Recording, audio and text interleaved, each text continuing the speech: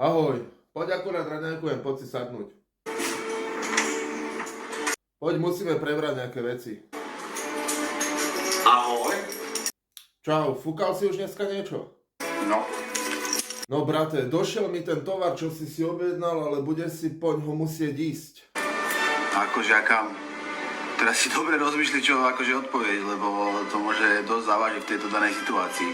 No brate, vieš, ten matroš, čo som ti objednal, mi došiel od holohlavých skinheďakov 100 kilových, ale oni sú teploší a čakajú dole. No a ďalej? Ďalej čo? No a ďalej to, že oni ťa videli na farme a povedali, že nechcú peniaze, ale chcú, aby ste sa spolu proste vyspali.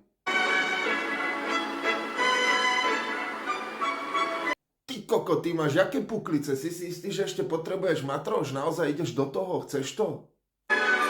Yes, of course, we can go.